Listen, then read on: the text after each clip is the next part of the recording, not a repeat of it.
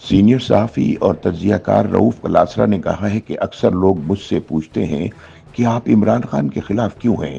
ایسے لوگوں کے لیے جواب یہ ہے کہ میں عمران خان کا نہیں بلکہ ان کی غلط پالیسیوں کا ناقد ہوں، جس سے نہ صرف ان کی سیاست خراب ہوئی بلکہ پاکستان کا بھی نقصان ہوا۔ اپنی تازہ تحریر میں رؤوف کلاسرا کہتے ہیں کہ مجھے 2018 میں عمران خان کو ایک دھاندلی زدہ الیکشن کے نتیجے میں وزیر اعظم بنوائے جانے کے بعد احساس ہو گیا تھا کہ خان نے جو بھی باتیں کی تھیں وہ ملک یا عوام کی خدمت کے لیے نہیں بلکہ محض وزیر اعظم بننے کے لیے تھیں۔ 2018 میں ابھی انہوں نے وزارت عظمیٰ کا حلف نہیں اٹھایا تھا اور علیم خان کے جہاز پر سعودی عرب عمرہ کرنے جا رہے تھے۔ ان کے ساتھ بشریٰ بی بی صاحبہ کے علاوہ زلفی بخاری بھی موجود تھے۔ امیگریشن کے وقت ایئرپورٹ پر پتہ چلا کہ زلفی بخاری کا نام بلیک لسٹ میں ہے۔ عمران نے ایئرپورٹ سے نگران حکومت کے وزیر داخلہ اور سیکرٹری داخلہ کو فون کر کے کہا کہ اس کا نام فوراً بلیک لسٹ سے نکالو۔ انہیں بتایا گیا کہ اس کام کے لیے ایک کمیٹی بنائی گئی ہے جس کا اجلاس بلانا پڑے گا اور پھر یہ فیصلہ ہوگا۔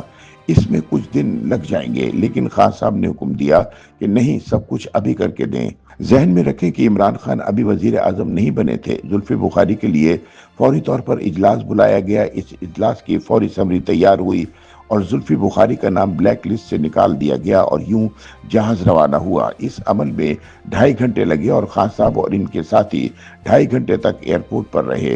رؤوف کلاسرا کہتے ہیں کہ مجھے اسی دن احساس ہو گیا تھا کہ خان صاحب کے نزدیک انصاف وہی ہے جو مخالفوں پر اپلائی ہو، اپنے اور اپنے ڈونرز کے لیے ان کا انصاف الگ ہے۔ زلفی بخاری کا نام چند گھنٹوں میں بلیک لسٹ سے نکلوا دیا گیا، جو قانوناً 1-2 ہفتے کا عمل تھا۔ خان کو اس معاملے میں اپنی تقریریں، اپنے حلف اور اپنے وعدے یاد نہیں رہے۔ اس کے بعد عمران نے وزیر اعظم بن کر ہر اس بات کی خلاف ورزی کی جس کا وعدہ وہ 22 سال کرتے رہے۔ وہ ہر بات سے مکرے۔ جب وہ وزیر اعظم تھے اس دور میں ان کے ویڈیو کلپس عوام کی تفریح کا ذریعہ تھے۔ تازہ صورتحال دیکھ کر پارلیمنٹ میں بلوچستان کے ایشو پر سیاسی جماعتوں کو بریفنگ کا انتظام کیا گیا، جس میں تمام پارٹیوں کو دعوت دی گئی تاکہ مشترکہ پالیسی بنائی جا سکے۔ پہلے تو پی ٹی آئی نے حامی بھر لی اور اپنے 14 پارلیمنٹرین کے نام بھی منظور کر کے دے دیے، لیکن پھر پی ٹی آئی رہنماؤں نے یہ شرط رکھ دی کہ وہ اس اجلاس سے پہلے عمران خان سے جیل میں ملاقات کرنا چاہتے ہیں۔ اگر ان کی ملاقات عمران خان سے نہ کرائی گئی تو وہ اس اجلاس میں شریک نہ ہوں گے۔ کچھ تو یہ کہہ رہے تھے کہ عمران خان کو پروڈکشن آرڈر پر جیل سے اسمبلی لایا جائے۔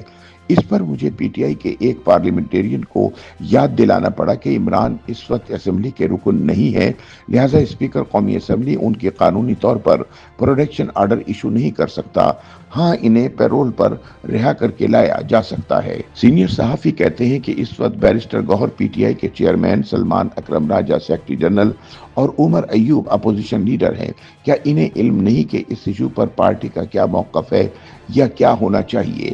کیا پارٹی کے لوگ سیاسی لحاظ سے باشعور نہیں ہیں؟ اگر عمران خان سے ملاقات نہیں ہوگی تو وہ اجلاس میں شریک نہیں ہوں گے اور بائیکاٹ کریں گے۔ اس بائیکاٹ کا فائدہ حکومت کو ہوگا، جو بار بار یہ بات کہتی ہے کہ P T I national security کے ایشو میں دلچسپی نہیں دکھاتی، جو کہ اس بڑی پارٹی کو دکھانا چاہیے۔ رؤوف کلاسرا کہتے ہیں کہ میں حیران ہوں کہ آج عمران خان انہی چور ڈاکوؤں کے ساتھ کیوں بیٹھنا چاہتے ہیں جن کے ساتھ وہ ایف اے ٹی ایف کے حوالے سے اجلاس میں نہ بیٹھے تھے۔ چند برس قبل جب عمران خان وزیر اعظم تھے تو اس وقت ایف اے ٹی ایف کا مسئلہ سنگین ہو گیا تھا۔ پاکستان گرے لسٹ سے بلیک لسٹ میں شامل ہونے کے قریب تھا۔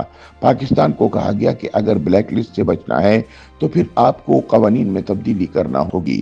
اس قانون سازی کے لیے عمران کے پاس اکثریت نہ تھی۔ اپوزیشن جماعتوں سے مدد لینے کا فیصلہ کیا گیا۔ جنرل باجوہ اور جنرل فیض حمید نے بریفنگ دی تھی۔ جب اپوزیشن ارکان، جن میں شہباز شریف، مولانا فضل الرحمان، بلاول بھٹو، خواجہ آصف اور دیگر شامل تھے، پہنچے تو پتہ چلا کہ وزیر اعظم عمران خان موجود نہیں ہیں۔ وزیر اعظم کا پوچھا گیا تو علم ہوا کہ انہوں نے چور ڈاکوؤں کے ساتھ بیٹھ کر بریفنگ دینے یا سننے سے انکار کر دیا ہے۔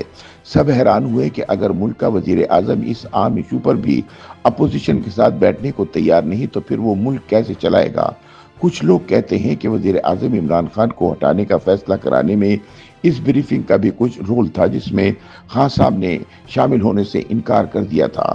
اس حرکت نے فوجی قیادت کو یہ احساس دلایا کہ یہ بندہ کیا ملک چلائے گا۔ خان وزیر اعظم تھا تب بھی عام قومی معاملات پر بریفنگ کا بائیکاٹ کیا تھا۔ آج خان جیل میں ہے تو بھی اس نے اپنی جماعت سے قومی سلامتی کمیٹی کے اجلاس کا بائیکاٹ کروایا ہے۔ مختصر یہ کہ ہمارا خان واقعی ایک دلچسپ کردار ہے۔ یوٹیوب پر گوگلی نیوز دیکھنے کے لیے youtube.com کی سرچ بار میں googly news T V type کریں۔ گوگلی نیوز کے پیج پر سرخ رنگ کے سبسکرپشن والے بٹن پر کلک کرنا نہ بھولیے۔ یوٹیوب پیج پر اپلوڈ ہونے والی ویڈیوز سے باخبر رہنے کے لیے بیل آئیکن پر کلک کیجیے۔ آپ کو ہر نئی ویڈیو کے بارے میں نوٹیفیکیشن موصول ہو جائے گا۔